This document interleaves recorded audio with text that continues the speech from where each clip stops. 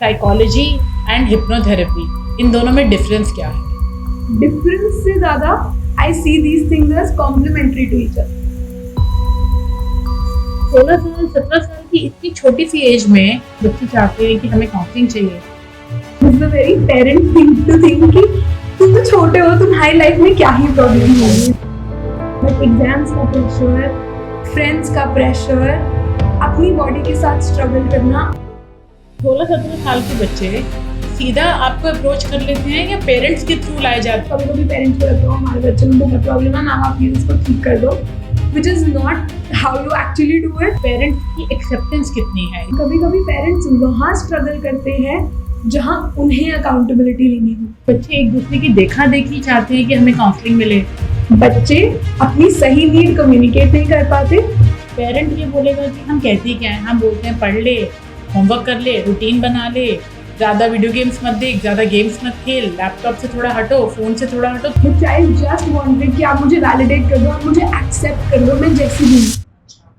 आप listening mode में ज़्यादा रहते हो कि आप एडवाइस ज़्यादा करते हो? कि मैं आपसे वहाँ एक्सप्लोर कराऊँ जो पार्ट आप खुद से छुपा रहे हो। सबसे ज़्यादा इश्यूज आप क्या देखते हैं कि जो एड्रेस करने के लिए लोग आपके पास आते हैं? हर बंदा ये अज्यूम कर रहे हैं कि वो दुनिया से एक बैटल फाइट कर रहा है, but the real battle is with their own self. Health issue चल रहा है तो वो हिप्नोथेरेपी से रिलेटेड है and you can resolve it.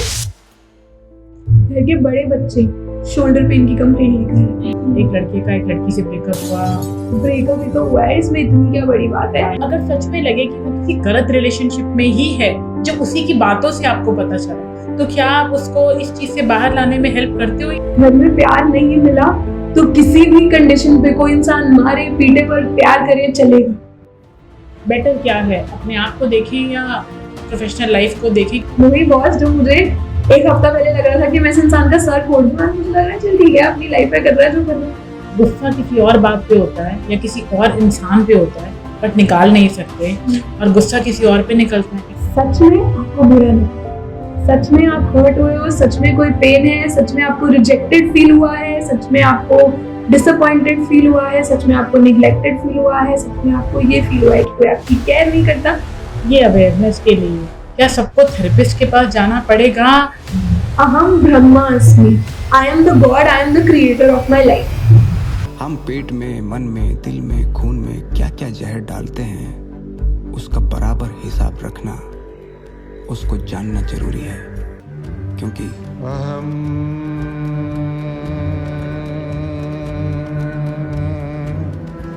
ब्रह्मास्मि।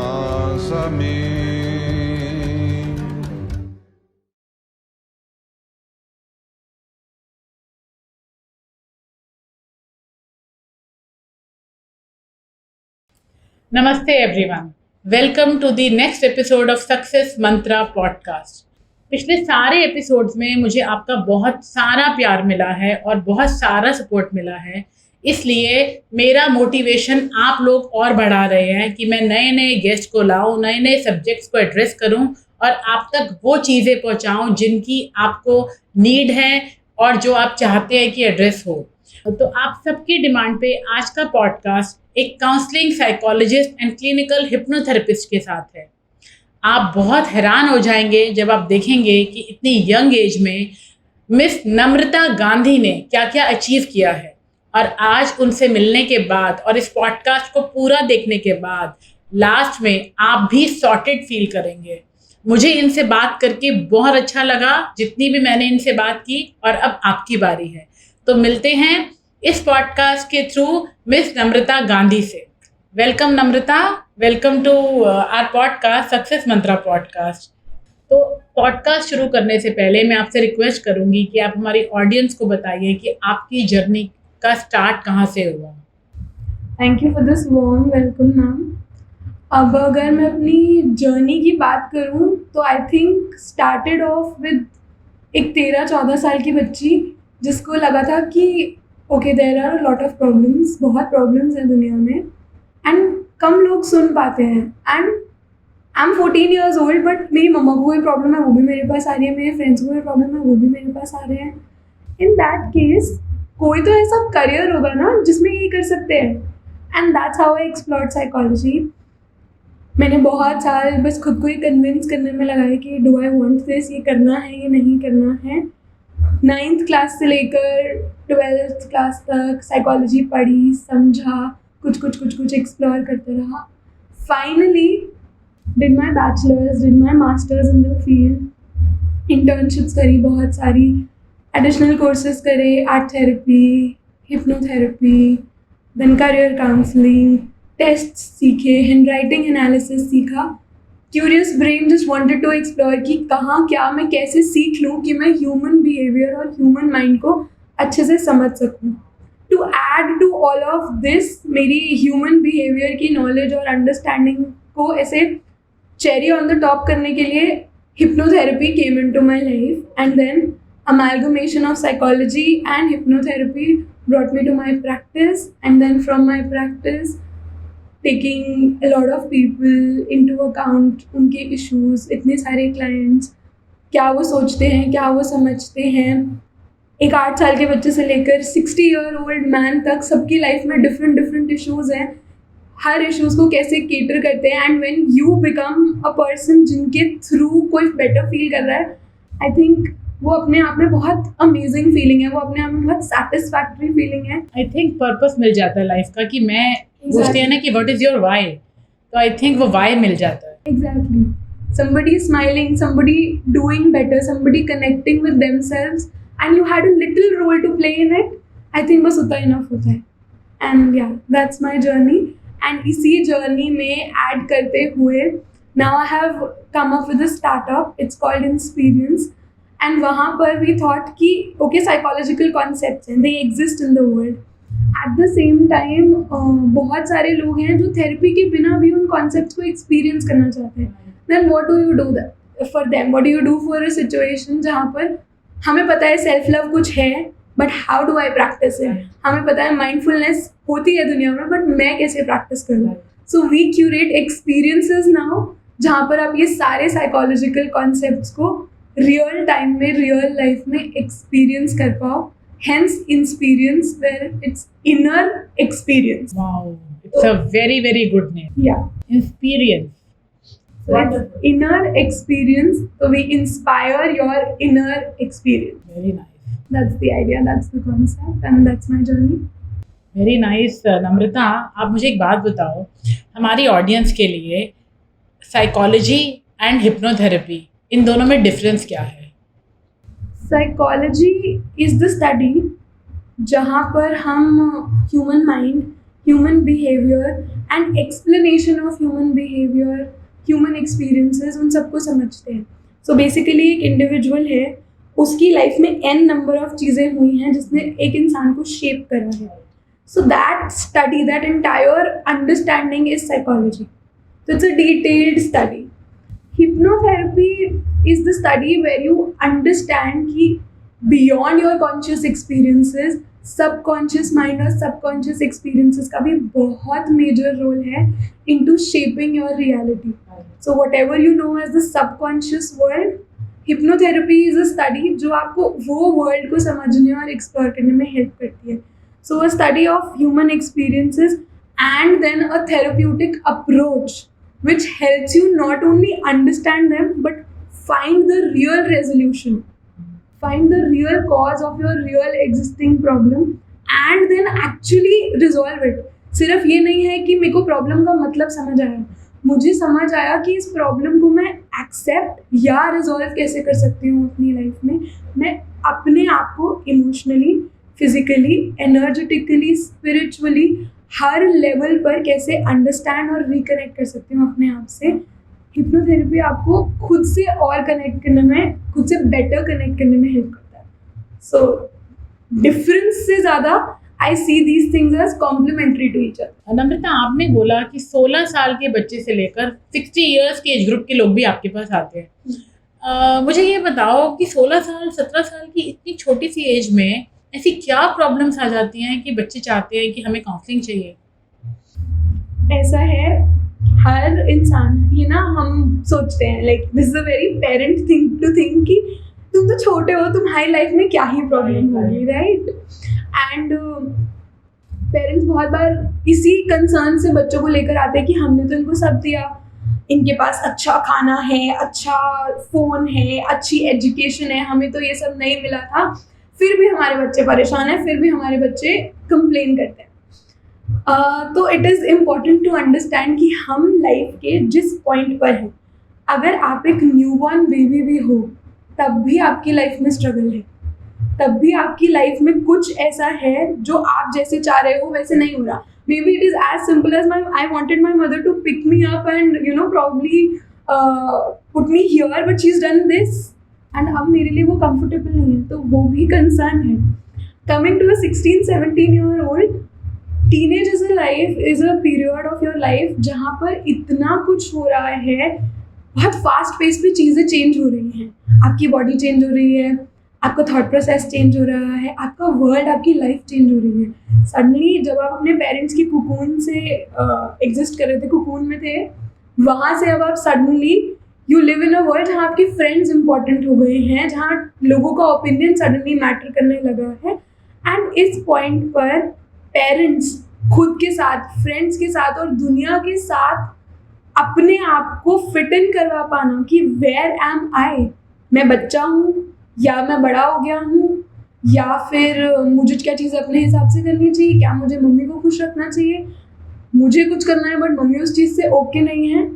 बहुत सारे कंसर्न्स हैं जो हमें लगता है कि तो क्या ही प्रॉब्लम्स होंगी, बट एग्ज़ाम्स का प्रेशर, फ्रेंड्स का प्रेशर, अपनी बॉडी के साथ स्ट्रगल करना, अपने चेंजेस के साथ स्ट्रगल करना, ये सब इक्वल स्ट्रगल्स हैं जो हमें लगता है तो क्या ही प्रॉब्लम होगी। बट ये जिस इंसान के लिए, आपके लिए, एक इंसान के लिए एट 40 years old मेरे फ्रेंड्स मेरे को एक्सेप्ट नहीं करे, शायद इतनी बड़ी प्रॉब्लम नहीं है, बट एक 17 साल के बच्चे के लिए जिसकी लाइफ का मेजर एक्सपीरियंस ही वही है, वहाँ तो उसके लिए वही एक्सपीरियंस, वही एक्सपोजर है, तो वही प्रॉब्लम है।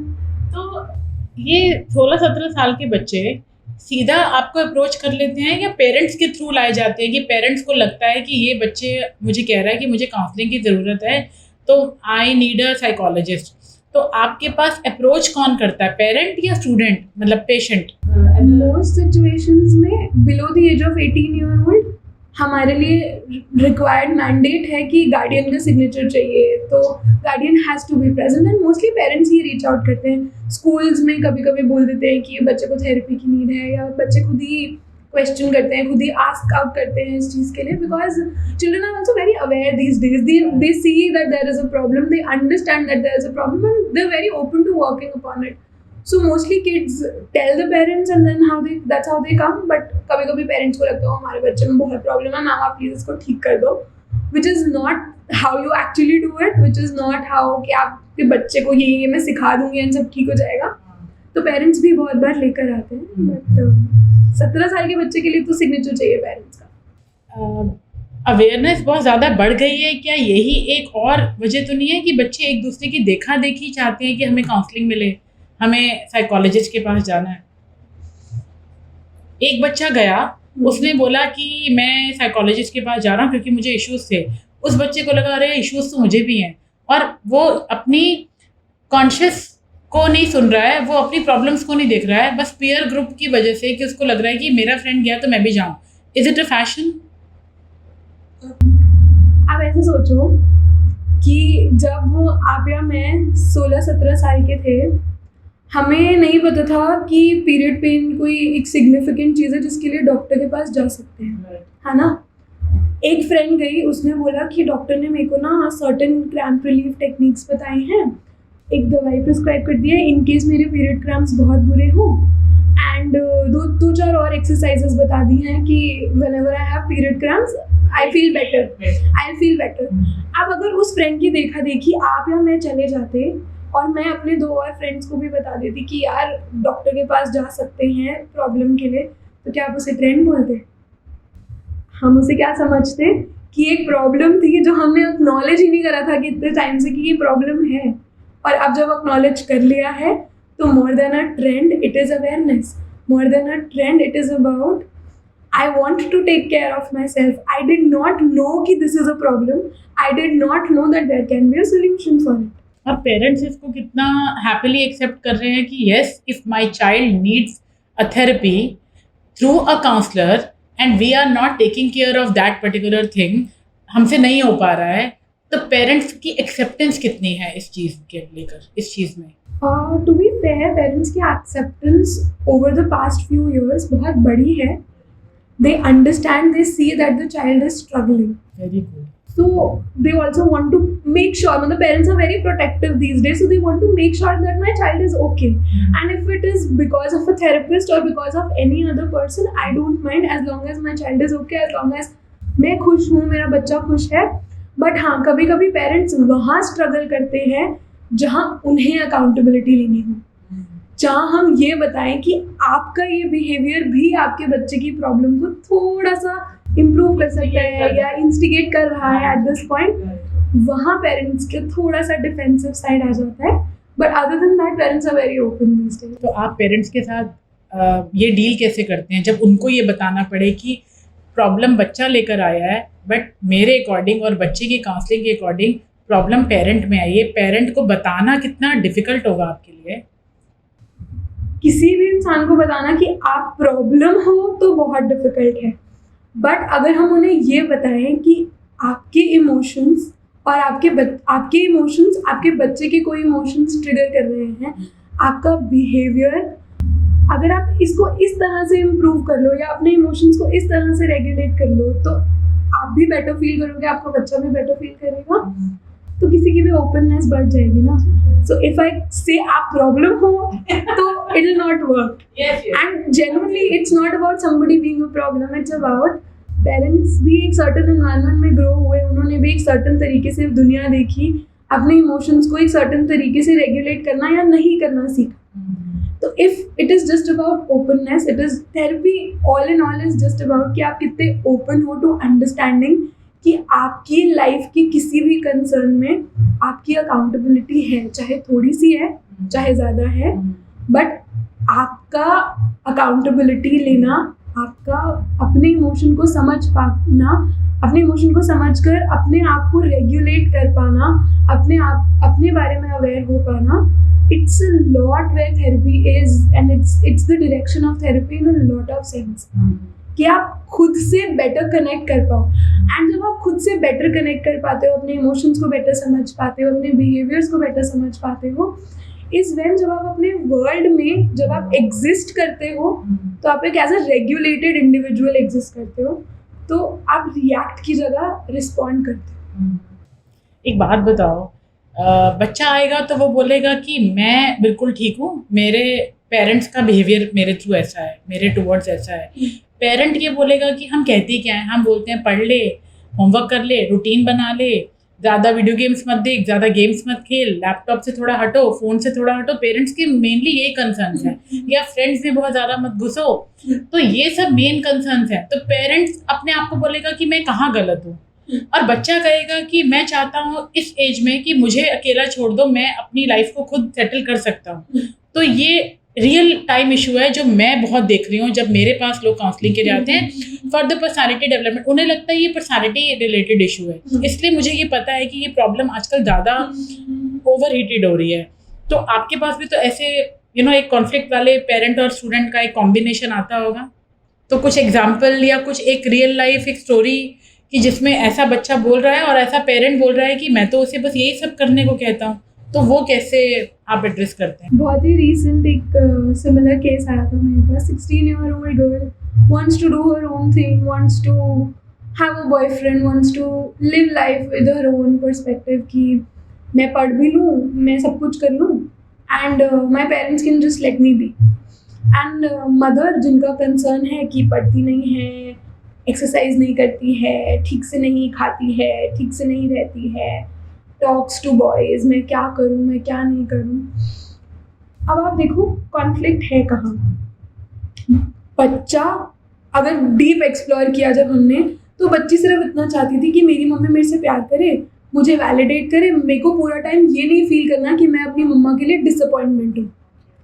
और mother at the same time हर चीज़ पे क्वेश्चन करके बच्चे को यही फील करा रही थी, बिकॉज मदर को लग रहा था कि अगर ये सही बच्चा नहीं बन पाई तो वो मेरा फेलियर है. आप देख रहे हो हमारे इंडिविजुअल इमोशंस कैसे एक रिलेशनशिप डायनामिक को इम्पैक्ट करते हैं. द चाइल्ड जस्ट वांटेड कि आप मुझे वैलिडेट कर दो, आप मुझे एक्सेप्ट कर लो, मैं जैसी भी हूँ. It is fair on the part for the child to ask कि मेरी मम्मी मुझे एक्सेप्ट कर लेना बस. एंड मदर अपने पार्ट पे सही है कि मैं चाहती हूँ तुम सही इंसान बन जाओ, पर मेरा इमोशन क्या है कि जो मैं नहीं कर पाई लाइफ में वो तुम करो. तो हमने एज अ पेरेंट अपने इमोशंस का बैगेज बच्चे पे डाला और बच्चे को कॉन्स्टेंटली क्रिटिसाइज करा. तो चाइल्ड की बेसिक नीड पूरी नहीं हुई. अब जब उसकी वो बेसिक नीड पूरी नहीं हुई, उसने रिबेल करना स्टार्ट कर दिया कि अब आपकी नहीं सुननी, आप मुझसे प्यार नहीं कर सकती हो, आप मुझे एक्सेप्टेड नहीं फील करा सकती हो, तो मैं क्यों सुनूं आपकी बात. फिर जाओ, आप जो बोलोगे मैं उसका ऑपोजिट ही करूँगी. So this is the push and pull dynamic that is created between parents. बच्चे अपनी सही नीड कम्युनिकेट नहीं कर पाते और पेरेंट्स, चाहे उनका इंटेंशन बहुत बार बिल्कुल सही होता है, बट एक वो ये एक्सेप्ट नहीं कर पाते बहुत बार कि हमारा बच्चा एक अपना इंडिविजुअल है एंड उसको अपने तरीके से गलतियां करके सीखना पड़ेगा. हम कुशन बनना चाहते हैं अपने बच्चों के लिए, हम प्रोटेक्ट करना चाहते हैं कि जो मैंने किया वो आप नहीं करो, बट वो बच्चा गिर कर ही सीखेगा और वो उस एज में है एज अ टीनेजर जहाँ वो गिरना चाहता है. तो आप as a parent, the best thing I ask all parents to do as a parent, बस ये बोलो बेटा अगर तू गिर गया तो मैं हूँ.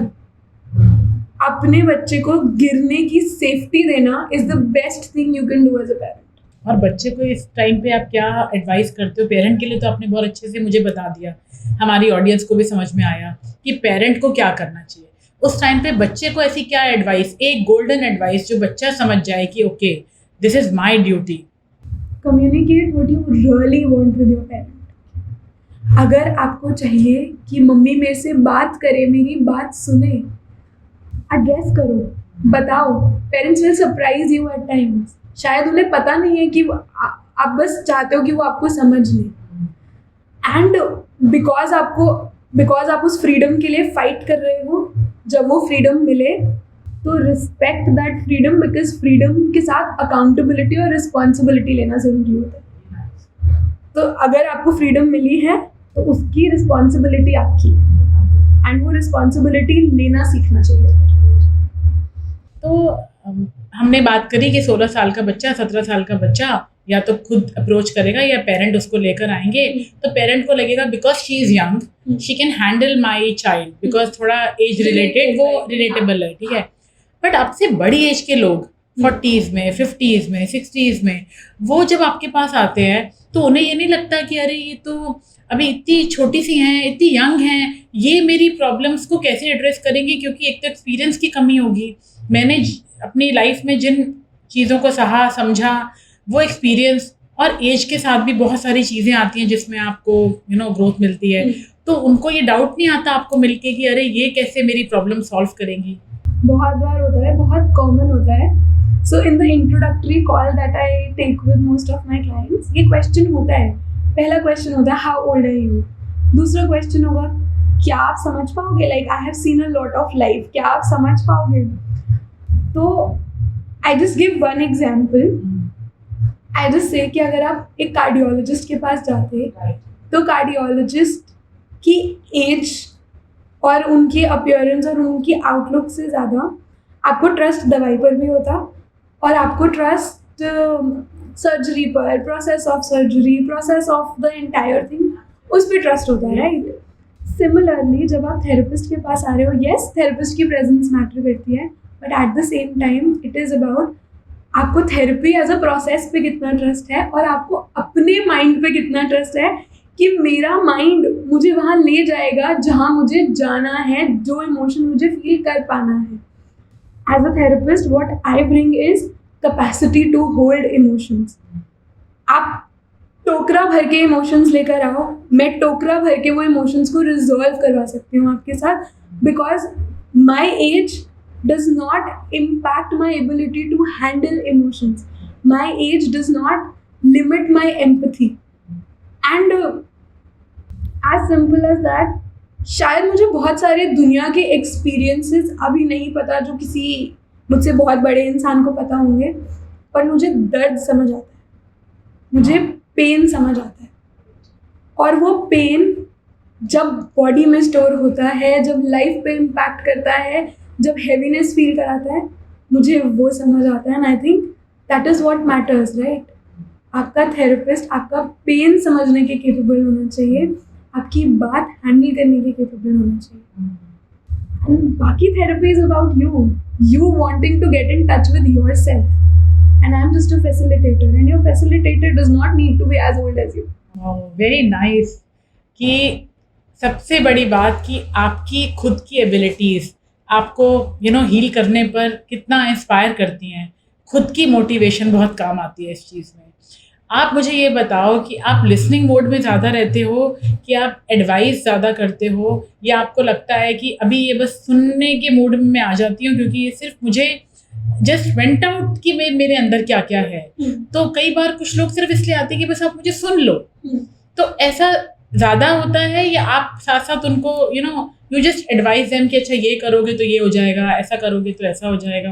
क्या बेटर, क्या आपकी अप्रोच रहती है? मुझे ना एक बार मेरे क्लाइंट ने बोला था, ही सेड कि पूरा 45-50 मिनट्स का सेशन हो गया, एंड ही सेड यार मैं तो किसी से बात नहीं करता, पता नहीं आपके साथ इतना कैसे बोल लिया। मैंने sir I am very quite person. तो मैंने ना बस एक चीज़ बोली थी, शायद मुझे सही तरीके से सुनना होता है। तो एज अ थेरेपिस्ट आपका ब्रेन 10,000 थिंग्स कैलकुलेट कर रहा है। जब आप मेरे सामने बैठे हो, मैं आपकी बात एक्टिवली सुन रही हूँ, समझ रही हूँ, बट आप सिर्फ मुझे सुनाने नहीं आए हो, आप मुझे कन्विंस करने आए हो कि आपकी स्टोरी सही है, कि आपकी फीलिंग वैलिड है। तो एट द सेम टाइम मेरा काम है आपकी फीलिंग को समझ के उसको वैलिडेट करना, कि जो भी हुआ हो दुनिया में, जो आप फील कर रहे हो अपने लिए, जो आपकी फीलिंग है वो वैलिड है। सिर्फ सुन के तो आप किसी को भी सुना दो ना फिर, but you coming to me because you need to convince me कि व्हाट यू फेल्ट वो रियल है। तो माय फर्स्ट पॉइंट इज, मैंने आपकी बात सुन के आपको अक्नॉलेज और वैलिडेट किया कि आपका एक्सपीरियंस, आपकी फीलिंग रियल है। Eight the same time I am judging, observing your body language, your tone, कहाँ रुक रहे हो, क्या हिच है बात करने में, क्या बोलना चाहते हो पर बोलते बोलते वर्ड चेंज कर लिया, बॉडी लैंग्वेज में कहाँ कंफर्ट था, कहाँ थोड़ा सा एंग्जाइटी हुई, कहाँ थोड़ी सी बॉडी मूवमेंट चेंज हो गई, जिससे मुझे समझ आया कि यहाँ कुछ है जो शायद आपको भी नहीं पता कि है। फिर दिमाग में चल रहा है कि जो आज मुझे बता रहे हो और जो आज से पहले सेशन में मुझे बता चुके हो वो सब रिलेटेड कैसे है। एट द सेम टाइम दिमाग में चल रहा है कि मैं आपको ऐसा क्या पर्सपेक्टिव दूँ, एडवाइस देना मेरा काम नहीं है, बट मैं आपको ऐसा क्या पर्सपेक्टिव दूँ कि आपकी फीलिंग वैलिडेट हो जाए, लेकिन आप उसको एक डिफरेंट डायरेक्शन से देख भी पाओ।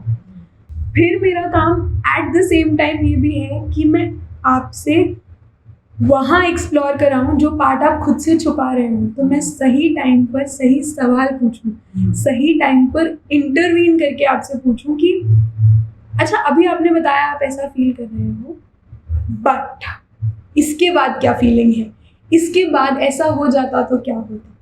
सो it is a lot, you not just listening, take them to visualisation कि अगर ये सिचुएशन है और इसको अगर आप अभी ऐसे डील कर रहे हो, लेट्स इमेजिन कि अगर आप इसको ऐसे डील करो, तो ऐसा कुछ perspective happens.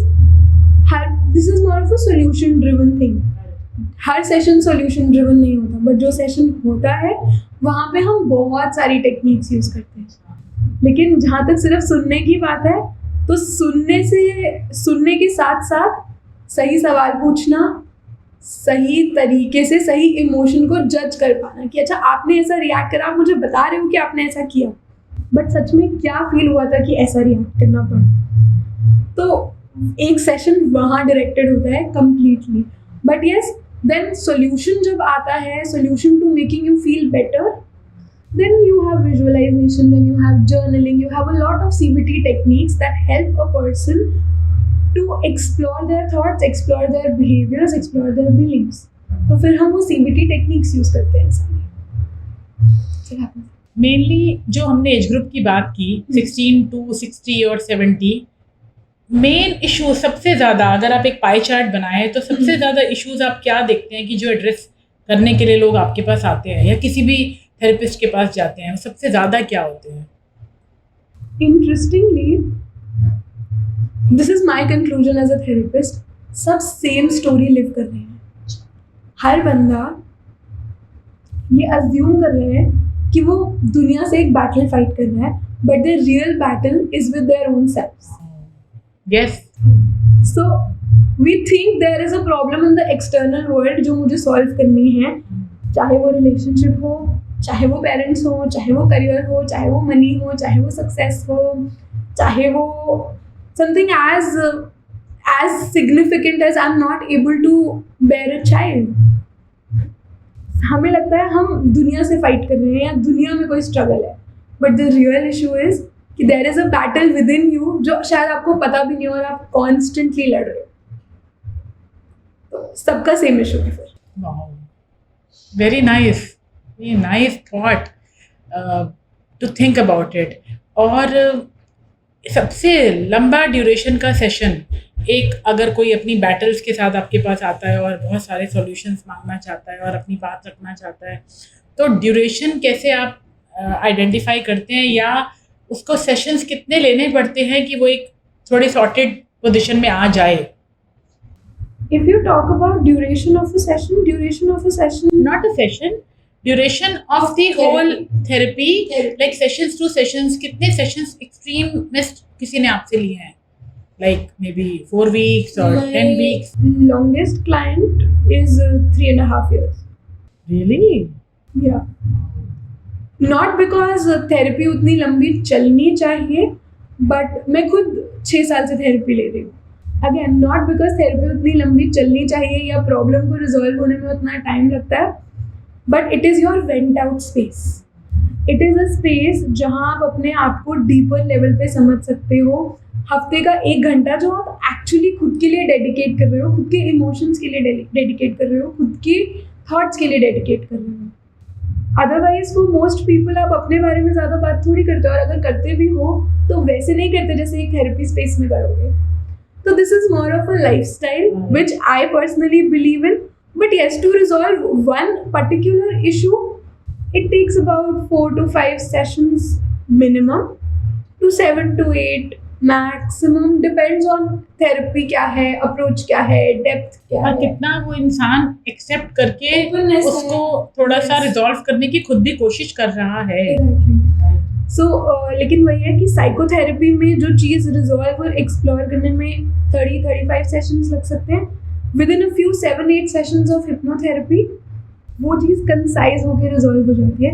So which is why hypnotherapy is more of a resolution focused approach. अभी आपने पॉडकास्ट के शुरू में इसके बहुत अच्छा कोरिलेशन बताया। Exactly. राइट।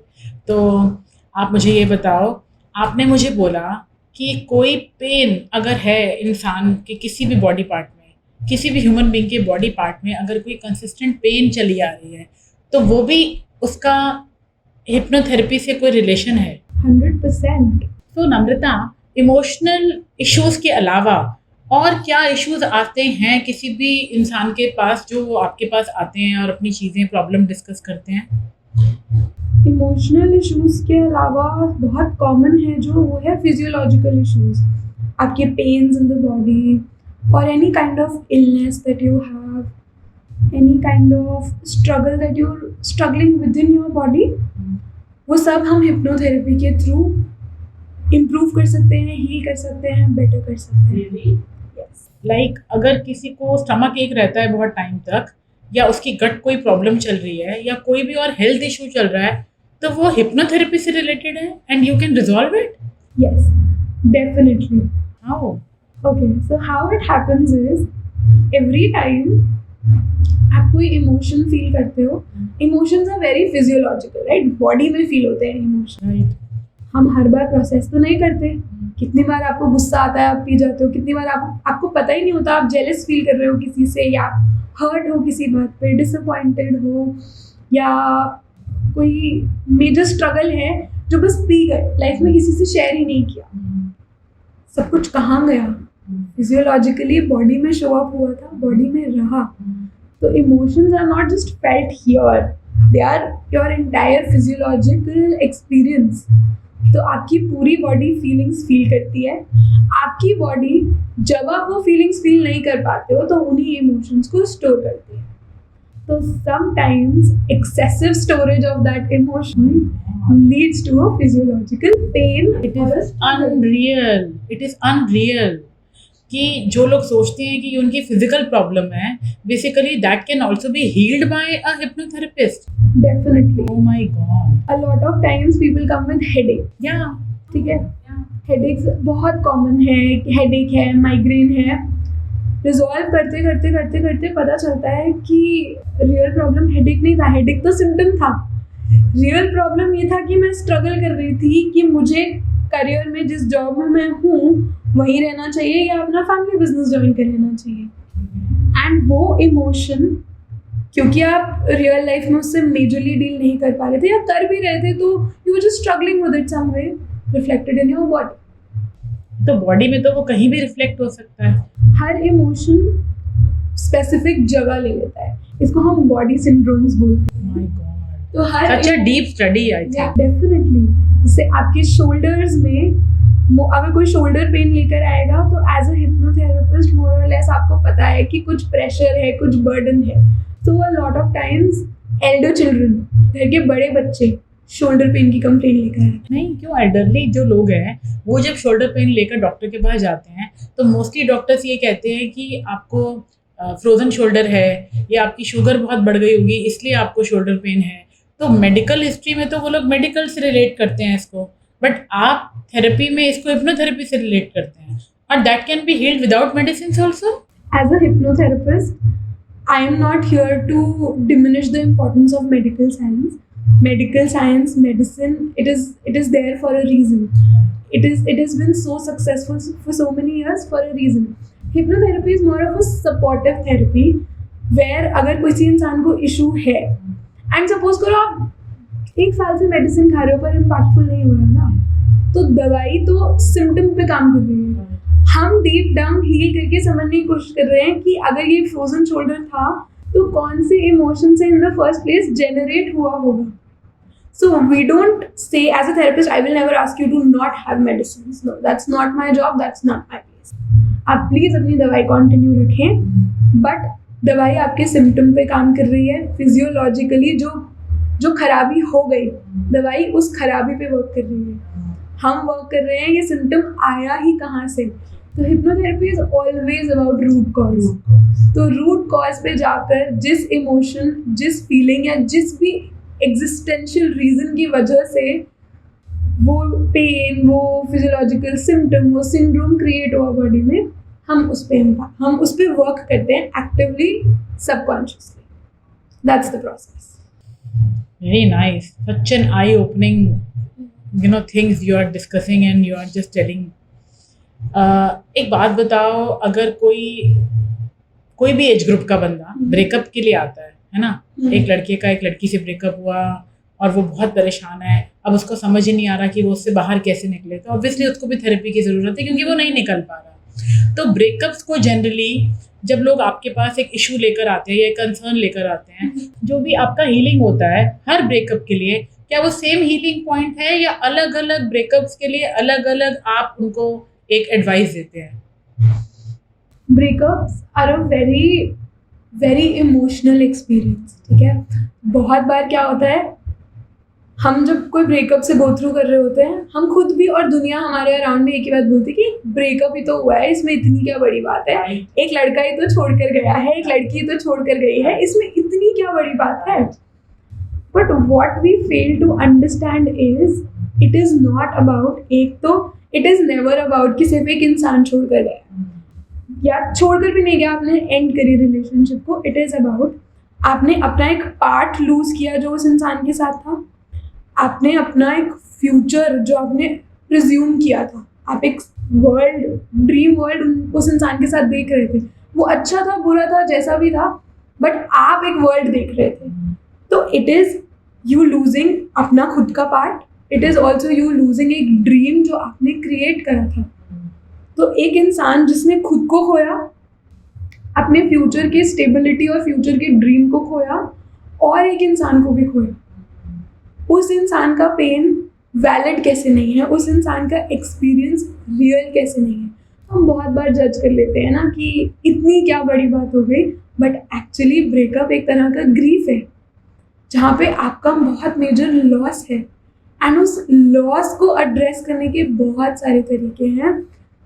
हर बंदा किसी एक व्यक्ति पर क्यों अटका हुआ है, उसका अपना रीज़न है। शायद मुझे ऐसा प्यार घर में नहीं मिला जैसा वहाँ मिला, शायद मुझे ऐसी सेफ्टी जहाँ जो किसी के साथ नहीं मिली वो इस इंसान के साथ मिली।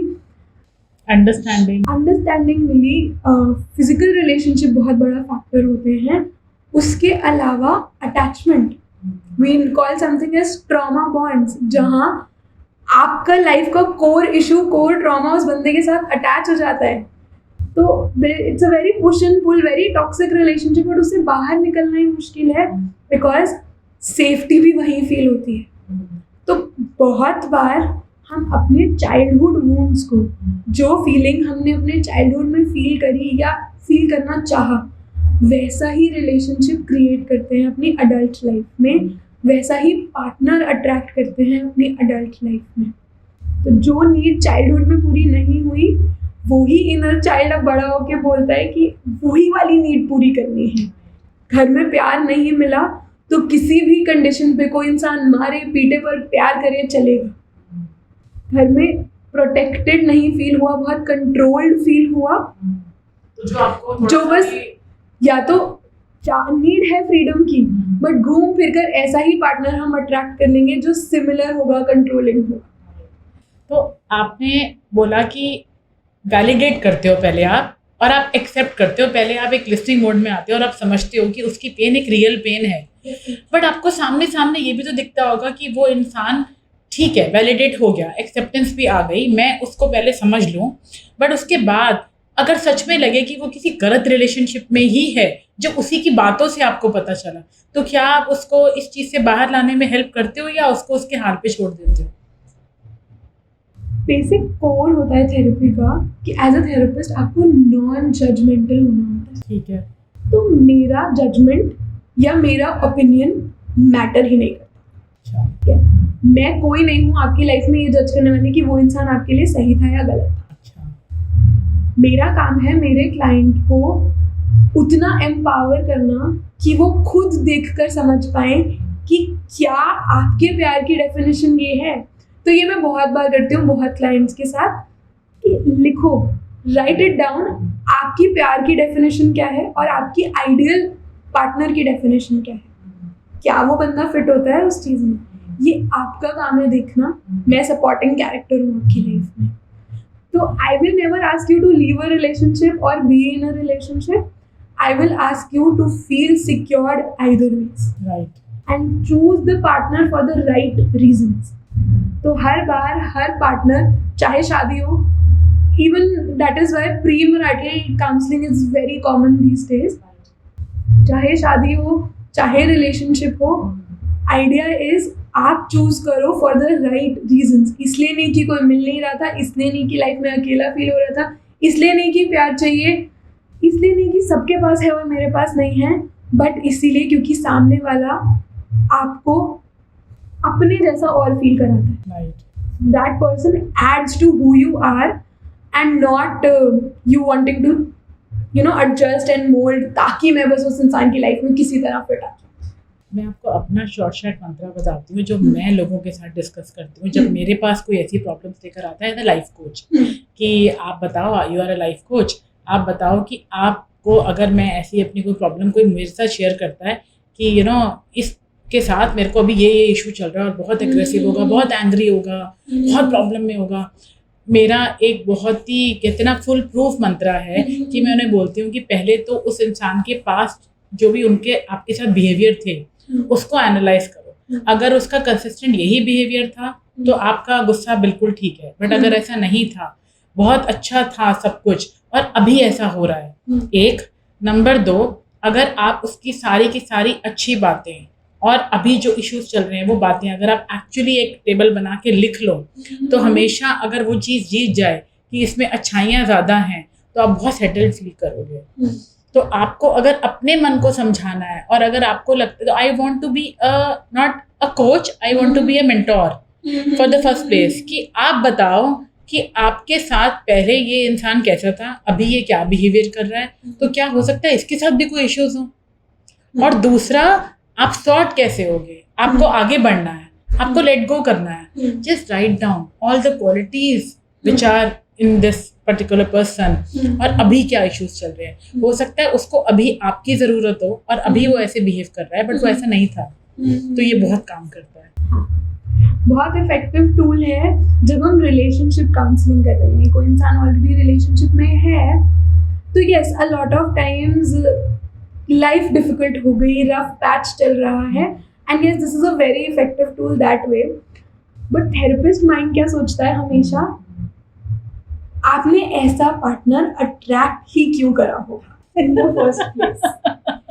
मैनेज रिलेशनशिप्स हम 1000 तरीकों से कर सकते हैं एंड काफ़ी सही होते हैं। जैसे द वन यू मेंशन, ये बिल्कुल सही है कि आप देखो ना, बंदा सही था, पहले गलत था, अभी भी यही है, क्या बिहेवियर चल रहा है, क्या नहीं चल रहा है, आप ऑब्जेक्टिवली जज करो। क्योंकि बहुत बार हम अपने इमोशन में तब बह जाते हैं कि हम सिचुएशन को ऑब्जेक्टिवली नहीं देख पाते हैं।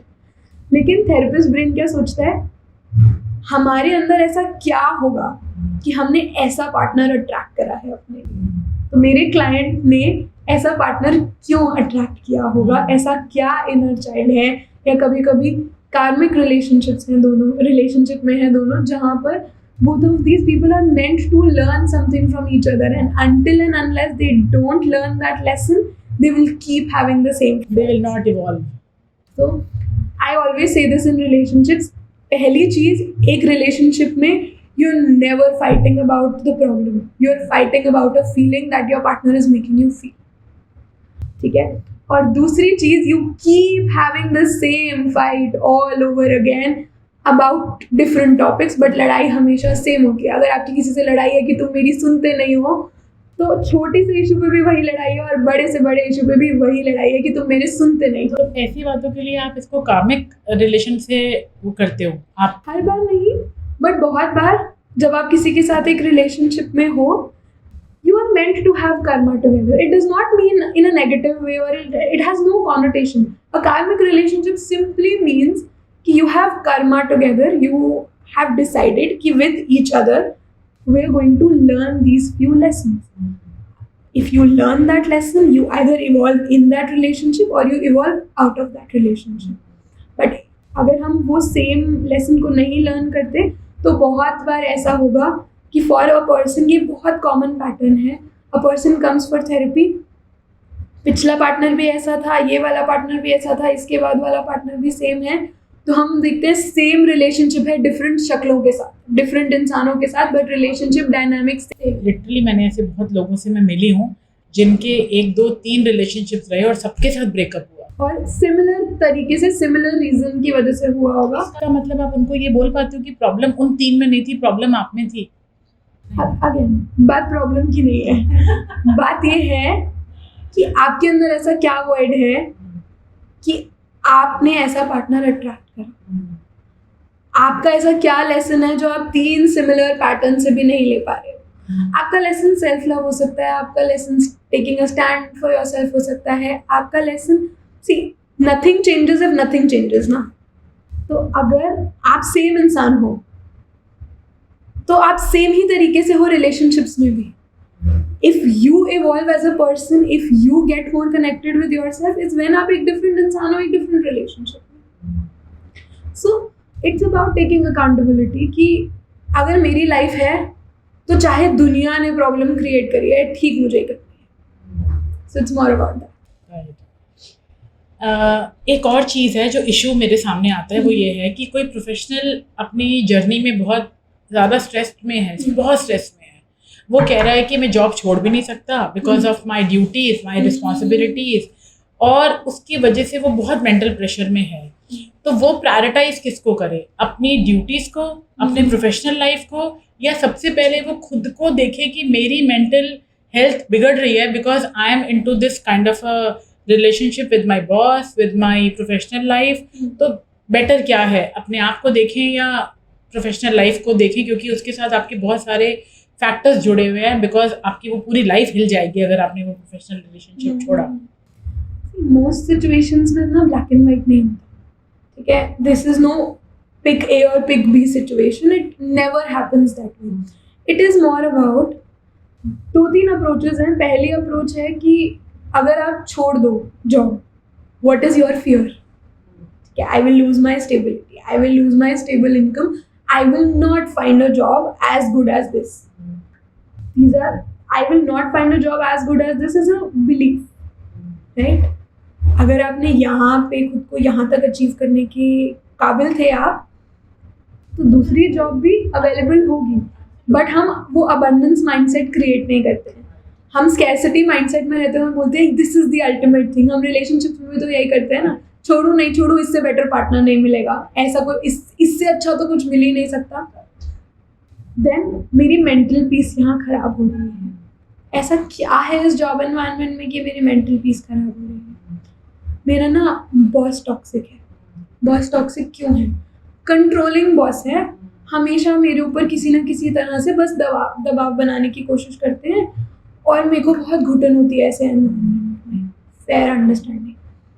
If I take that person's therapy, there is a very good chance that that boss mimics a family member in their life, a father, a grandparent, somebody, जिससे एक पॉइंट पे एक इनर चाइल्ड को problem थी कि आप मुझे control करते हो हमेशा.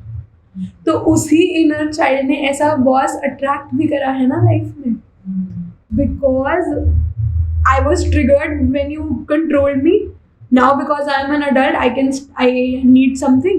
तो I want to need क्या होती है कि मैं same situation attract करूँ और अब मैं adult हूँ तो मैं deal differently करूँ, right? So the inner child wants to prove कि मैं जो तब नहीं कर पाया या कर पाई वो मुझे अब करना है.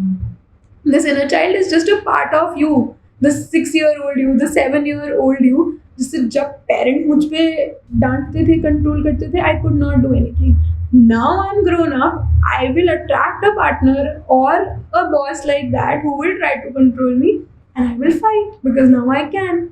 But the truth is because you have a wound, because एक चाइल्डहुड वुंड है वहीं से, you will not be able to fight, you will struggle and that is what happens with most people out there. तो black and white कुछ नहीं है. It is about आपका trigger कहाँ है. हर सिचुएशन में हम एक ही सवाल पूछते हैं. Marriage, career, relationships, friendships, anything. We just try to understand आपको कैसे बॉदर कर रही है ये चीज़, आपका ट्रिगर क्या है. हम आपका ट्रिगर रिजॉल्व कर देंगे तो या तो सिचुएशन शिफ्ट हो जाएगी क्योंकि आपकी एनर्जी शिफ्ट हो गई अब, या तो सिचुएशन शिफ्ट होगी या आपका डील करने का तरीका नेचुरली शिफ्ट हो जाएगा. That is how beautiful the process of hypnotherapy is.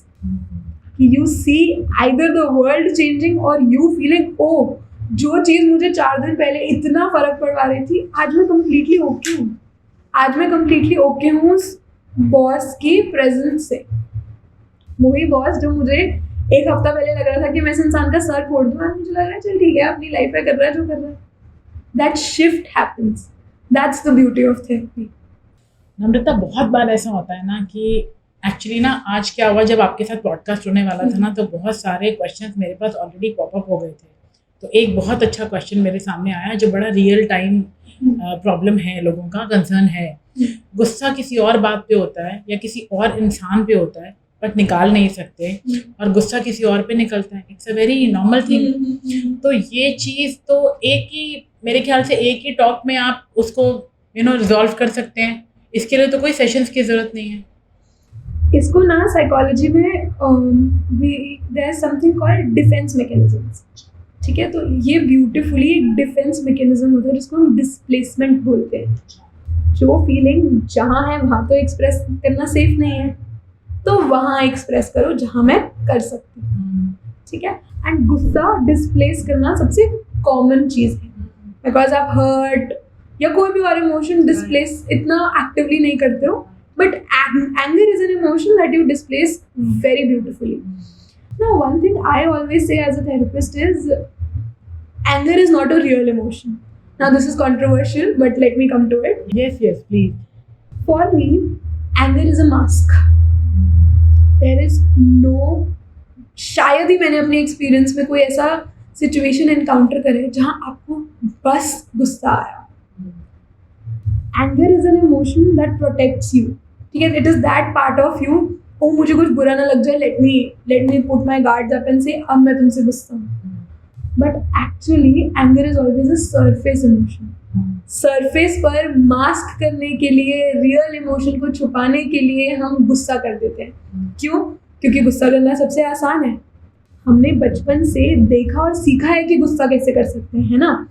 गुस्सा करना कितना आसान है. मैं इसको उठा के फेंक सकती हूँ, मैं चीख सकती हूँ, मैं बात करना छोड़ सकते. हाँ, मैं शट डाउन कर सकती हूँ, दरवाजा बैंग करके चली गई. I have ways to tell you that I am angry. Right. But उसके अलावा क्या मेरे पास कोई तरीका है आपको ये बताने का कि मैं हर्ट हूँ, या मैं डिसअपॉइंटेड हूँ, या मैं पेन में हूँ? क्योंकि कुछ लोग डिस्कशन के मूड में ही नहीं होते. Exactly. ना मूड में होते हैं ना मोड में होते हैं. उनको लगता है वो डिस्कशन से बहुत भागते हैं. तो उनके साथ शायद ऐसे रिलेशनशिप्स मैंने बहुत देखे हैं जो डिस्कशन नहीं करेंगे, कम्युनिकेशन गैप रहेगा, तो उनका पार्टनर या उनका जो भी रिलेशन है वो उनसे गुस्सा करके ही अपनी चीज़ एक्सप्रेस कर सकता है, क्योंकि वो एटलीस्ट डिस्कस तो नहीं करेंगे. तो ये टू वे थिंग है. मुझे एज अ पर्सन पता भी नहीं है कि मुझे एंगर के नीचे फील क्या हो रहा है. ठीक है, मुझे जो एंगर के नीचे फील हो रहा है, मेरे पास कोई रियल टूल या तरीका है भी नहीं उसे दिखाने का या एक्सप्रेस करने का. और शायद अगर मैं रियल टूल या तरीका देख भी लूँ तो आपकी बात शायद वो एक्सेप्टेड या एक्नॉलेज ही नहीं होगा, या वो उतना वैलिडेट ही नहीं होगा. गुस्सा इज फोर्स. वैलिडेट हो जाता ना एकदम से, इससे बात मत करो, अभी बहुत गुस्सा है, चल गुस्सा है, इसके लिए कुछ अच्छा मंगवा देते हैं.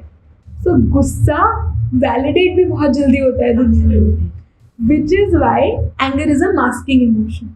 हमेशा मास्क, मुखौटा पहना होगा आपने गुस्से का.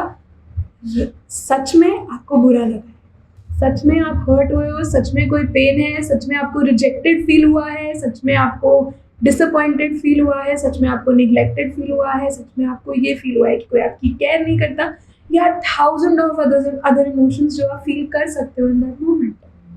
बट सबको ढक लिया ये बता के कि मुझे गुस्सा है तुमसे, क्योंकि सबसे ईजी है. एग्जैक्टली. सबसे ज़्यादा मुझे लगता है कि जब ये गुस्सा बाहर आता है तो जो इंडिविजुअल है ना, वो बेसिकली कम्युनिकेट नहीं कर पा रहा है अपनी कोई भी फीलिंग को. राइट. अवेयर नहीं है. सो अगर मैं, कोई क्लाइंट मेरे पास बैठा हुआ, बोलूँगी अच्छा जब उन्होंने ऐसा बोला तो आपको क्या फील हुआ? मुझे बहुत गुस्सा आया. ओके, गुस्सा आया बिकॉज गुस्सा आने कोई रीज़न थोड़ी होता है. गुस्सा आया मतलब गुस्सा आया, गुस्सा आया. बट देन आई से कि गुस्सा तो मास्किंग इमोशन है, ये तो हम डिस्कस कर चुके हैं. तो गुस्से के बीनीथ क्या फील हुआ? नहीं, गुस्से के बीनीथ कुछ भी फील नहीं हुआ. वाई? बिकॉज अवेयरनेस नहीं है. मैं खुद को बता दूं कि मेरे को गुस्सा है, बहुत ईजी है. मैं खुद को ये बताऊं आपने मुझे रिजेक्ट कर दिया था, that is very hard. That is a heavy emotion for me to feel. तो to give that space in a therapy room जहाँ हम एक्सप्लोर कर पाए. अच्छा नहीं लगा था जब उन्होंने ऐसा बोला, इसीलिए गुस्सा कर दिया. अच्छा क्यों नहीं लगा था? जब उन्होंने ऐसा बोला ना तो फील हुआ कि वो तो मेरे से बात ही नहीं करना चाहते, मेरी तो कोई वैल्यू ही नहीं है. अच्छा, वो आपसे बात नहीं करना चाहते तो आपको कैसा फील हुआ? मुझे ऐसा फील हुआ कि उन्होंने मेरे को रिजेक्ट कर दिया. तो आपको रिजेक्टेड फील हुआ था ना. लेकिन रिजेक्शन में बोलूँ कैसे, मैं बताऊँ कैसे, मैं मानूँ कैसे कि मुझे फील हुई है? तो मैंने गुस्सा कर दिया, मैंने चीख दिया, मैंने बोल दिया कि चले जाओ यहाँ से, मुझे भी आपकी ज़रूरत नहीं है. बट ज़रूरत थी ना. तो कई बार रिलेशनशिप में कॉन्फ्लिक्ट्स ही इसीलिए होते हैं बिकॉज डीप डाउन हमें तो चाहिए था प्यार और वैलिडेशन, और हमने कर दिया गुस्सा. सामने वाले को हर्ट हो गया कि इसने मेरे पे गुस्सा कर दिया, मैंने क्या करा था ऐसा. सामने वाला और डिस्टेंस हो गया. हमें प्यार और वैलिडेशन चाहिए थी, वो भी हमें नहीं मिली, हम और हर्ट हो गए. तो रिलेशनशिप में डिस्टेंस बढ़ता गया. तो गुस्सा इज द मेन कल्प्रेट जिसको आपने, and is the easiest way to express, जिसको आपने मास्क करके सामने वाले से आपने अपना जो भी आपके अंदर एक फीलिंग आ रही थी उसको एक्सप्रेस करने में आपको हेल्प कर दिया. राइट. बट ये अवेयरनेस के लिए क्या सबको थेरेपिस्ट के पास जाना पड़ेगा, या अभी आप उन्हें कोई ऐसा मंत्रा दे सकते हैं जिससे कि वो एक आपके मंत्रा से आगे से अगर गुस्सा करें तो क्या करें सॉर्टेड फील करने के लिए खुद को? पहली चीज़ एक्सेप्टेंस. कि गुस्सा रियल इमोशन नहीं है, गुस्सा फील हुआ है, एंगर फील करना बहुत रियल फीलिंग होती है, बट हमेशा you are trying to mask something. ये एक्सेप्टेंस और ये अवेयरनेस फर्स्ट स्टेप है। सेकेंड स्टेप है management of that anger.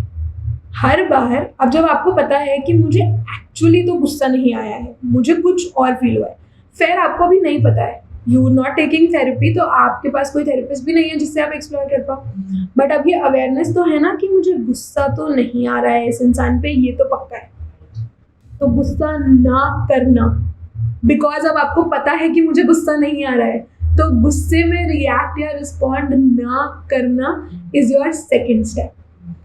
But it is a very energetic emotion, तो आपको कुछ तो करना पड़ेगा उससे। एब्सोल्युटली, क्योंकि जितना उसको आप सप्रेस करोगे उतना ही ज़्यादा आपको प्रॉब्लम होगी। तो you channelize it, you punch something, you scream in the pillow, you tear paper, you write something on the paper and tear it. I ask a lot of my clients to send me voice notes, rant करो, 10 minute का rant करो, but send it to me, let it out of your system, because just because कुछ feel हुआ है और वो express नहीं कर रहे हैं, आपकी feeling और experience तो invalidated नहीं है ना, आपकी रियलिटी अभी भी ये है कि आपके अंदर बहुत एनर्जी है and you just want to slam somebody's head.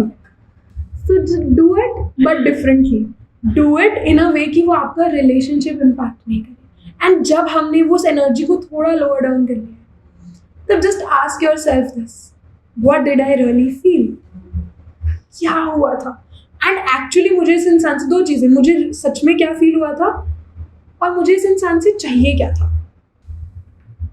किसी से लड़के कुछ भी मांग पाना बहुत मुश्किल होता है, बट इन मोस्ट रिलेशनशिप्स जहाँ लव केयर अफेक्शन एग्जिस्ट करती है, जाके बोल देना I needed you to care about me, I needed you to make me feel loved, acceptable होता है मोस्ट टाइम्स पर। लेकिन ऐसा बहुत सारे घरों में होता है नम्रता, जहाँ पर अगर कोई भी पार्टनर दूसरे इंसान को ये बोल रहा है कि I need your care, I need your support, I need to maybe talk to me, I need your support, I need your empathy, तो भी सामने वाला पार्टनर इतनी बार रिपीटेटिव ये वाली बातें बोलने के बाद भी अगर वो एक्शन नहीं ले रहे और वो ये बात को एक्सेप्ट नहीं करने को रेडी, वो नहीं कर रहे हैं, तो वो इंसान हमेशा अपने आप को ही समझा के चुप होगा ना कि नहीं ये ऐसे ही थे, आज भी कल भी और हमेशा ऐसे ही रहेंगे।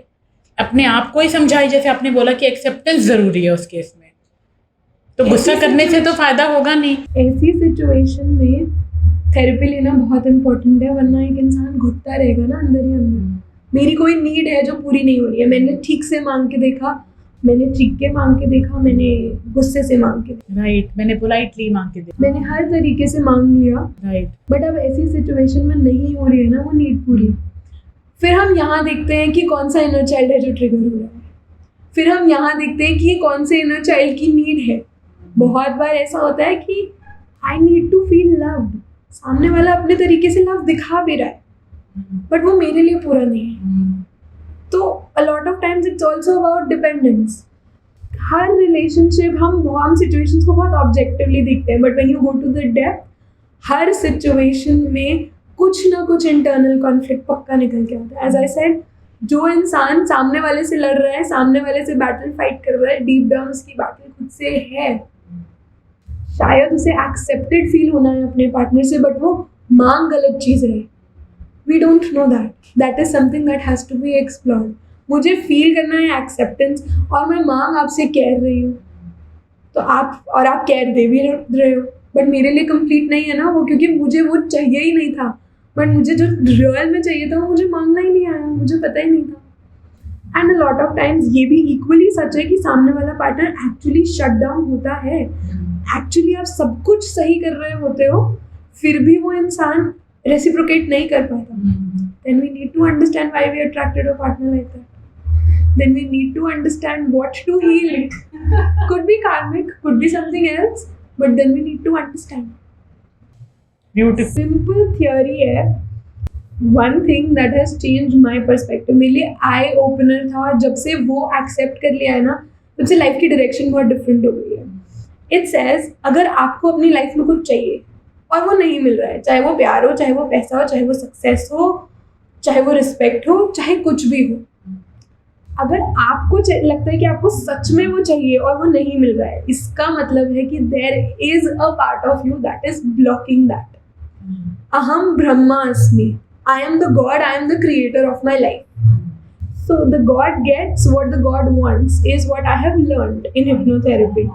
So if you as the God, as the creator of your life are not able to get what you want, means there is a barrier. So therapy becomes very smooth once you understand that कि आपको कुछ चाहिए, आपको नहीं मिल रहा है, मतलब there is a barrier. Let's explore the barrier. Let's understand कि क्या factor है, क्या reason है that I want money but I'm not able to get it. Maybe there is a part of you which believes पैसा आने से रिश्ते खराब हो जाते हैं, तो कैसे आएगा पैसा लाइफ में? You are blocking that way. Exactly. For me at some point मुझे लगता था कि being very successful means it can be a threat. बहुत लोग आपको जानेंगे, बहुत लोग आपकी लाइफ से acquainted होंगे. It is a threat ना, आपकी कोई privacy नहीं है. So I was shying away from being seen in the world. But now that I've healed that part, I'm able to come here and give this podcast and I'm okay being seen in the world. I wasn't okay being seen because मुझे लगता था कि कैसे इतने लोग जान जाएंगे तो लाइफ नॉर्मल रहेगी. जैसे आपने बोला कि किसी को पैसा चाहिए, किसी को रिलेशनशिप में अच्छा वैल्यू चाहिए, किसी को सक्सेस चाहिए, और भी बहुत सारे फैक्टर्स हैं. नीड्स तो कभी खत्म नहीं होती है ना. बहुत सारे लोग एफर्मेशंस भी करते हैं, डेली एफर्मेशंस, विजुअलाइजेशंस, बाकी सारी चीज़ें करेंगे, होपोनोपोनो भी करेंगे. फिर भी उनके रेगुलर एफर्मेशंस के बाद भी वो चीज़ उनकी लाइफ में नहीं आ पाती. उसका भी इन चीज़ों से कोई सॉल्यूशन है? अगर आपके फेस पे मेटाबॉलिक रीजंस की वजह से बहुत सारे एक्ने हो जाएं और आप रोज स्टीम करो, नाइसिनामाइड लगाओ, सैलिसिलिक एसिड लगाओ, मुंह धो, सब सही करो, विल दैट हेल्प? शायद थोड़ा टाइम के लिए, बट रीसर्फेस हो जाएगा, राइट? सिमिलरली, अब इसका ये मतलब नहीं है नाइसिनामाइड प्रॉब्लमेटिक चीज़ है, सैलिसिलिक एसिड प्रॉब्लमेटिक चीज़ है, या मुंह धोना गलत चीज़ है, राइट? प्रॉब्लम कहाँ है? हमने रूट कॉज एड्रेस नहीं किया. तो affirmation, constantly affirming I am successful, I am successful, I am successful, deep down believing something about success will not help. तो ये तो कॉन्ट्राडिक्टरी हो गया ना. So affirmations, ho'oponopono, manifestation, all of these are very real things. But if you do it from a place of void, if you do it from a place of I want love क्योंकि मुझे lonely नहीं feel करना, आई want love क्योंकि मेरे को बहुत अजीब हो जाता है, मेरे को लाइफ में कोई मिलेगा नहीं तो कैसे चलेगा, इट्स अ वॉइड ना. तो वो वॉइड भर जाएगा तो सारी एफर्मेशंस काम आएंगी. एफर्मेशंस का मतलब है to believe I am worthy of what I am asking for, I am worth it. And ये पूरा एफर्मेशंस का जितना भी चीज़ें हैं, यूनिवर्स है, होपोनोपोनो है, मैनिफेस्टेशंस हैं, मैंने बहुत लोगों से सुनती थी, बट मैंने अपनी लाइफ में आज तक जो भी अचीव किया है, this is the only way and this was the only thing which I have achieved. जो भी है आज मेरे पास, सब कुछ मैनिफेस्ट करके, पॉजिटिविटी के साथ और एफर्म करके और डेली प्रैक्टिस करके, विजुअलाइजेशन करके मैंने बहुत कुछ अचीव किया लाइफ में. तो मैंने शायद मैं बहुत बड़ी एक फ्लैग बेरर हूँ कि ये करना चाहिए सबको. बट ऑब्वियसली आपके मंत्रा के साथ कि what you are saying, you are feeling it also. Exactly. Yes. So you need to believe, Yes. you need to feel. See, recently, like I had a client who said, I want to attract a lot of money, but I'm not able to. I said, okay, tell me something about your finances. Yeah, I have my own firm and all of that. Issue कहाँ है कि मैंने कहा okay, do you send लोग ना मुझे वो नहीं देते, मेरी पेमेंट टाइम पे नहीं देते. Okay, how do you reach out for payment? I don't. I said okay. तो मैंने बोला then what do you do?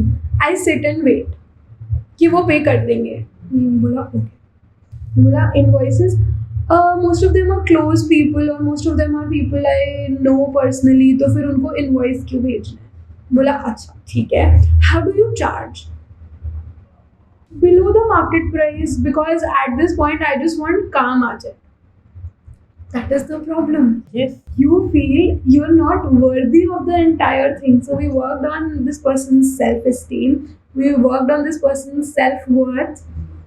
कि अब he's like, yeah, I've increased my rates and I send people invoices and 1st April से मैंने अपनी हर amount को increase करके I've started sending people invoices and now I know कि मेरा पैसा है भाई मुझे दो. So within 2 sessions, this was the change in the mindset. Yes, there's a shift. Yes, and hence, and then he started doing Ho'oponopono, and it's working. Place of lack से Ho'oponopono करना makes no sense. अपनी audience को बता देते हैं Ho'oponopono is a very very beautiful prayer, a small short prayer which works like wonder. It is like I'm sorry. So I'm sorry. Please forgive me. Thank you. I love you. अब ये prayer हर जगह काम आती है.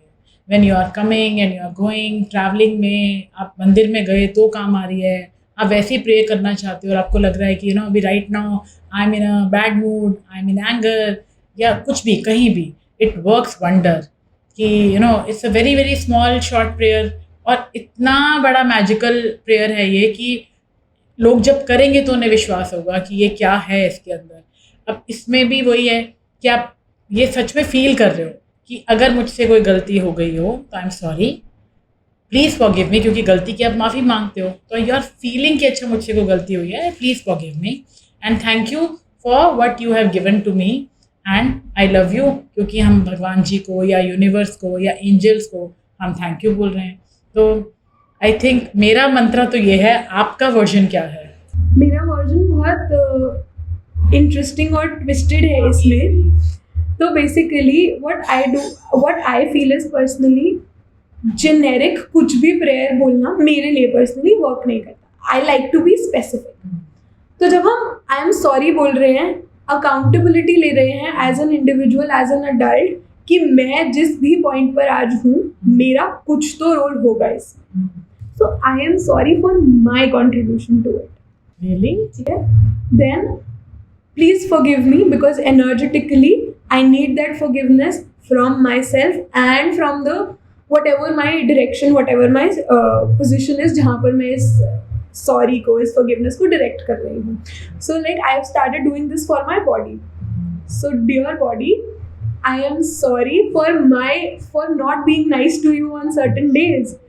Please forgive me because I know I have impacted you. I know I have hurt you. I know I have used negative self-talk. I know I have had certain doubts about your existence. I have done that. So I am sorry. Please forgive me. आज हम जहाँ हैं मेरा उसमें contribution है. Then dear body, thank you for always taking care of me. Thank you for making me feel alive. Thank you for digesting. Thank you for breathing. Thank you for doing everything. I love you. You are saying to yourself. Yes.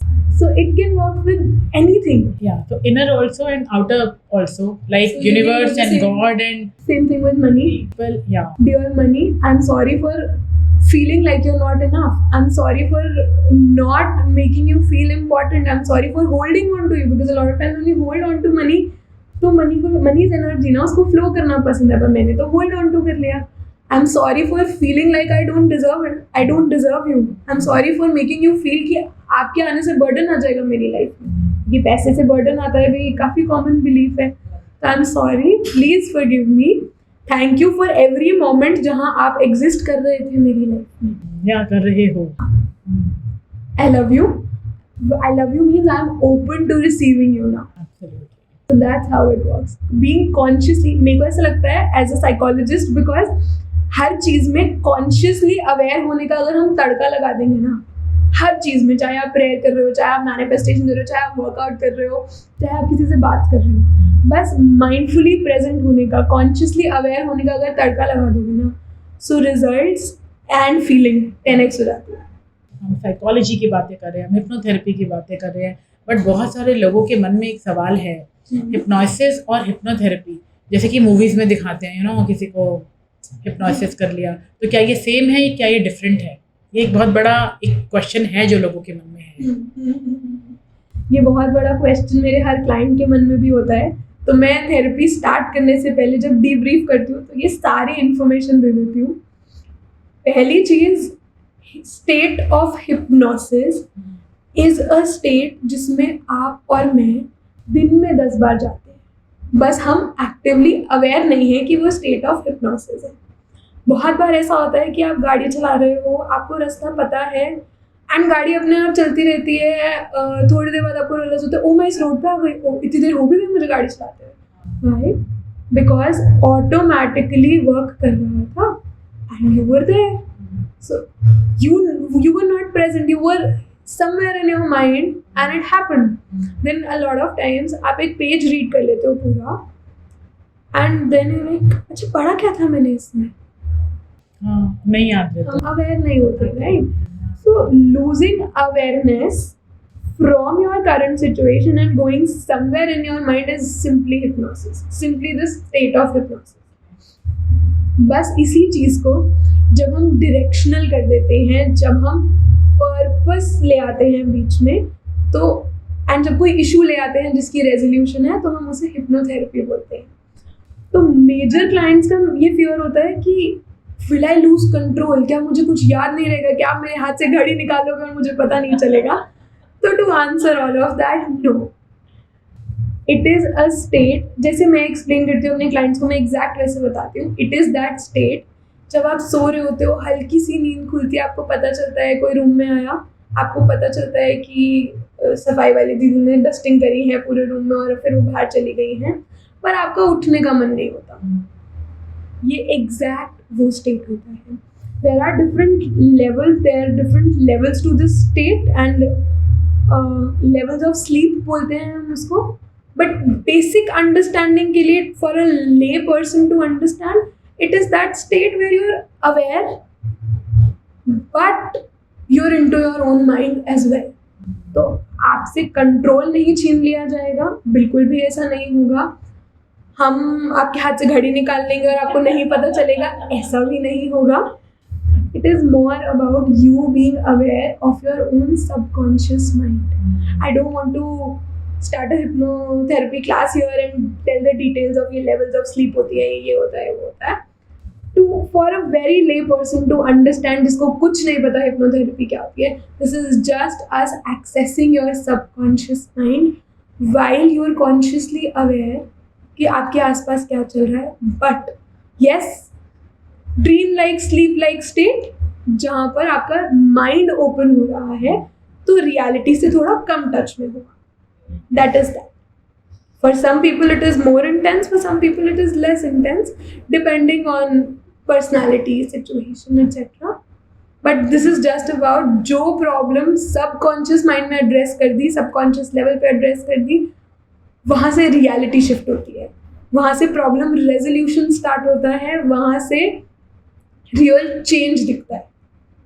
तो movies में जो दिखाते हैं using a pendulum, it is a technique, pendulum को use करके हम hypnosis induce कर सकते हैं, but it is one of the techniques. बिना पेंडुलम के भी, like I don't have a pendulum but I still do hypnosis and I still induce hypnosis for a lot of people. So this is not about you losing control, this is not about anything, this is just about you being able to access a part of your mind जो otherwise hidden है। कितने सारे लोग अभी भी sceptical होते हैं कि थेरेपिस्ट के पास जाएं या खुद सॉल्व करें। बेसिकली सबसे इजी सबको लगता है कि अपने किसी फ्रेंड से बात कर ले, अपने किसी किसी रिलेशनशिप में बात कर ले, या रिलेशनशिप में नहीं कर पा रहे हैं तो एक्सटर्नल किसी को ढूंढ लेते हैं जिससे बात करके सॉल्व करना चाहते हैं चीज़ें। तो सबसे पहले तो आप ये बताओ कि बिना किसी को भी अप्रोच किए सीधा थेरेपिस्ट को अप्रोच करना, आप क्या कहते हैं? इट इज़ लाइक ये ना थोड़ा इंडियन टेंडेंसी है हम लोगों की। हम डॉक्टर के पास जाने से भी पहले अपना देसी इलाज करना चाहते हैं, मम्मी से पूछ लिया, दादी से पूछ लिया। हम सीए के पास जाने से पहले 10 लोगों को फ़ोन करते हैं कि भैया आप बता दो, ये कर दो, वो कर दो। तो ये हमारी एज इंडियंस टेंडेंसी है कि हम पहले प्रोफेशनल पे ना जाकर, बिकॉज हम एक क्लोज नेट कम्युनिटी है, हम जिन लोगों पर ट्रस्ट करते हैं उनसे एडवाइस लेकर आपने कैसे किया समझकर हैंडल करना चाहते हैं चीज़ों को। एंड बहुत बारी लोग इसलिए नहीं जाते बिकॉज लोग क्या कहेंगे, क्या मैं पागल हूँ, क्या मैं खुद से, इट इज़ ऑल्सो अबाउट कि क्या मेरे में स्ट्रेंथ नहीं है कि मैं अकेले हैंडल कर सकूँ। तो दांत दर्द है तो भी हम सेम ही चीज़ करते हैं ना, जब तक पेन टॉलरेट हो रहा है तब तक हम करेंगे पेन किलर्स खा तो के। जब तक हम में लगेगा कि बिल्कुल अब मेरे हाथ से चीज़ें नहीं निकल जाएंगी, तब तक हम थेरेपिस्ट को अप्रोच नहीं करते हैं, तब तक हम किसी भी प्रोफेशनल को अप्रोच नहीं करते। राइट। जब तक मुझे लगा मैं हैंडल कर सकती हूँ, wow, like I will do it. लेकिन what we need to understand, ये आपकी स्ट्रेंथ का टेस्ट नहीं है। लाइफ आपकी स्ट्रेंथ का टेस्ट है ही नहीं। Life is an experience. आपके लाइफ रिलेटेड एक्सपीरियंस में कोई ब्लॉकेज आ रही है, how about understanding and addressing that blockage to live life peacefully. हम ना इस मंत्र के साथ जीते कि जिंदगी है तो तकलीफें तो होंगी। यस, जिंदगी है तो तकलीफें तो होंगी ही, but at the same time हर तकलीफ को एंड्योर करते रहना हमारी कोई स्ट्रेंथ का साइन नहीं है। It is not the right way. या हम बहुत बार चूज कर सकते हैं एक्टिवली अपनी लाइफ की डायरेक्शन को चेंज करना। तो एक ना कोट है जो मैं बहुत बार रेफर करती हूँ अपने खुद के लिए भी, you're always one decision away from a different life. Right. एक डिसीजन, एक डिफरेंट डिसीजन आपकी लाइफ को कम्प्लीटली चेंज कर देता है। एंड फॉर मी वो डिफरेंट डिसीजन था हिप्नोथेरेपी सीखना। ऐसे ही चलते फिरते चलो एक और नई चीज़ है, सीख लेते हैं, but it shifted my reality, it shifted my life. And ये ऑप्शन सबके लिए अवेलेबल है, ये ऑप्शन सबके लिए एग्जिस्ट करता है। बस हमें ये बिलीव करना है कि हम एक ईजी, एक सॉर्टेड और एक सिंपल लाइफ डिजर्व कर सकते हैं। जिंदगी का मतलब तकलीफें नहीं है, जिंदगी का मतलब एक्सपीरियंस है। एंड यस, बहुत सारे एक्सपीरियंसेस आपको लेने पड़ेंगे लाइफ में, बट हर तकलीफ एक्सपीरियंस नहीं होता। और ज़रूरी नहीं है ना कि हर प्रॉब्लम का जो सॉल्यूशन है वो प्रॉब्लम से होके ही जाता हो। कभी कभी इजी रास्ता भी बहुत इजीली आप ले सकते हो, है ना? एग्जैक्टली। तो अगर आपको लाइफ में लग रहा है ना कि आप सेम स्पाइरल में घूम रहे हो, तो आपको लग नहीं रहा है आप सच में घूम रहे हो, तो वो स्पाइरल ना खुद से नहीं टूटता, जैसे दांत खुद से नहीं निकलता। बहुत सारी चीज़ें खुद से नहीं होती। तो seeking out a therapist is a very easy thing. Just Google, find somebody, talk your heart out, because to do that बस एक ही चीज़ माननी है कि मैं इम्पोर्टेंट हूँ।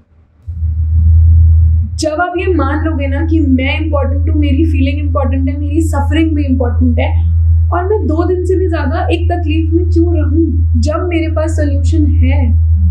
अगर मेरे पास घर में कोई मरहम है लगाने के लिए तो मैं लगा लेती हूँ ना। तो यही मरहम अगर दुकान पे मिल रही है तो जाने में तकलीफ क्या है। तो आपने बोला कि गूगल करो किसी हिप्नोथेरेपिस्ट को, किसी साइकोलॉजिस्ट को, तो गूगल पे करेंगे तो 1000 सर्च के रिजल्ट्स आएंगे। क्या देखें, मेरी ऑडियंस के लिए एक बार बता दो, जब वो किसी को चूज़ करे और आज के पॉडकास्ट के बाद उन्हें एक्चुअली लगे कि ये सब प्रॉब्लम्स तो मेरे साथ रिलेटेबल है, मुझे भी जाना है, तो वो कैसे चुने एक अच्छा साइकोलॉजिस्ट? एक अच्छा साइकोलॉजिस्ट इज समबडी, सबसे पहले तो आप क्वालिफिकेशन चेक करो। Somebody for a psychologist should be a bachelors, a masters in psychology. आप ईयर्स ऑफ एक्सपीरियंस देखो, आप क्या क्या वो अप्रोचेस वो यूज़ करते हैं, आप वो चेक करो। फिर इंट्रोस्पेक्ट करो, आप कैसे इंसान हो। अगर आप एक एक्सट्रीमली सेल्फ अवेयर इंसान हो जिसको ऑलरेडी पता है अपनी प्रॉब्लम्स के बारे में, एक ऐसे थेरेपिस्ट के पास जाना जो CBT या प्रॉब्लम रिजॉल्विंग अप्रोचेस पे वर्क कर रहे हैं, वो शायद आपके लिए उतना इफेक्टिव नहीं होगा। आपके लिए इफेक्टिव होगा टू गो टू समबडी जो आपके कोर प्रॉब्लम को समझ पाए। So hypnotherapy will be more effective for you. If you are somebody जो फील कर रहा है स्टक और ब्लैंक कि अभी मुझे पता ही नहीं मैंने कहाँ से स्टार्ट किया है, please go to a person who practises CBT, a person who practises REBT, a person. अगर आपको चाहिए मुझे हैंड्स ऑन सोल्यूशन दे दो, बस मुझे एक प्रॉब्लम से 2 सेशन में निकल के बाहर होना है, please go to a therapist जो इस तरीके की अप्रोचेस यूज़ करते हैं which are solution focused. And all in all I believe healing is a journey, and आपकी हीलिंग जिसके थ्रू लिखी होती है, आप नेचुरली एनर्जेटिकली उस इंसान को ढूंढ लेते हो। But at the same time getting on a call with a therapist to just talk for like 5-7 minutes, 10 minutes, which is something I personally offer. मुझे ऐसा लगता है कि ना आपके लिए एज अ क्लाइंट समझना बहुत ज़रूरी है कि मैं आपके लिए राइट पर्सन हूँ या नहीं. Before you actually book a session, understand my approach, वो आपके साथ अलाइन होती है, गुड नहीं होती है, I am more than happy to refer. So talking to the person, it actually helps you कि आपको समझ में आएगा, this is a person I can connect with. It is an important decision. You have to be emotionally naked in front of that person. तो अच्छे से choose करना important है. If you get that opportunity to talk to a professional for 5-10 minutes, I think nothing like that. उतने में आप connect कर लेते. इसी बात से आपसे एक परमिशन चाहिए. हम अपने YouTube के डिस्क्रिप्शन में आपका नंबर और आपकी कॉन्टैक्ट डिटेल्स अगर हम उसमें रखें तो शायद बहुत सारे लोग पॉडकास्ट के थ्रू आपसे कनेक्ट करना चाहेंगे. तो with your permission we are putting your numbers, your contact numbers, your contact details and whatever the bios, the links which you want to share. और आप हमारे सक्सेस मंत्रा पॉडकास्ट के लिए कुछ कहना चाहते हैं नम्रता? For me to talk to you felt like जितनी भी मेरी अप्रोचेज और अंडरस्टैंडिंग्स थी, बस I have just laid all of it down and आपने अपने आप उस सबका सेंस बनाया है, आपने अपने आप उस सबको मीनिंगफुल बनाया है for you to relate with your audience. तो it was such a smooth, it was such a beautiful experience to talk to somebody who is actually understanding the depth of what I am saying. I think ये मेरा भी एक profession है ना. मैं भी रोज़ इतने सालों से इतने सारे बच्चे, इतने उनके पेरेंट्स बहुत डिफरेंट प्रॉब्लम्स के साथ आते हैं, बहुत डिफरेंट अप्रोचेस के साथ आते हैं, बहुत सारे कंसर्न्स को लेकर आते हैं, इश्यूज़ को लेकर आते हैं, and I am just listening to them and I am resolving them like my own way, my experience, my age and obviously the things which I have learn from the may be academic journey. So इसलिए शायद मुझे ये core जो आप कर रहे हो, मेरे को इससे सबसे ज़्यादा मैं रिलेट कर पा रही थी, और शायद इसीलिए लाइक माइंडेड पीपल और ये जो फीलिंग आप कह रहे हैं आपको आई, ये शायद इट्स अ म्यूचुअल थिंग. मैं भी बहुत ही रिलेटेड फील कर रही हूँ अभी. I had goosebumps I think almost 5 to 7 times when I was talking to you. It was a great session, Namrata. I'm so blessed and I'm so happy to have you. और मुझे पता है हमने बहुत सारे लोगों को इनडायरेक्टली, डायरेक्टली अपनी बातों से, अपने क्वेश्चन से शायद आज कोशिश की है हील करने की, और लोग बहुत ही ईजिली और पेरेंट्स बहुत ही ईजिली इसको अंडरस्टैंड कर पाएंगे अब अपने बच्चों का पर्सपेक्टिव. और बहुत सारे लोग जो ब्रेकअप्स को बोल देते हैं कि अरे ये तो क्या हो गया अगर हुआ तो, या कॉन्फ्लिक्ट्स जो आपके पार्टनर के साथ हो रहे हैं, आई थिंक आज के पॉडकास्ट के बाद they are somehow relaxed and they have got so many answers through you, through this podcast. So thank you so much, Namrata. Thank you so much. Thank you for having me. There's just one thing I want to say to everyone. Just know that whatever you're feeling in the moment, your feeling is valid. And your feeling is real. What you do of that feeling, that decides the course of your life. That is that. With this note, we should end this podcast and I hope मेरी audience और जितने भी लोग हमें सुन रहे हैं, students, parents, सब लोग आज शायद इस पॉडकास्ट के बाद आप लोगों को अपने मतलब के जो पीसेस ऑफ द पॉडकास्ट आप रिलेट कर पाएंगे और आप उन पे वर्क कर सकते हैं, आप उन्हें कोशिश कर सकते हैं हील करने की. और अगर और अपने आप से सॉल्व नहीं हो तो मिस नम्रता गांधी से कांटेक्ट कर सकते हैं. Thank you so much for listening us. Thank you. See you in the next podcast. नमस्ते.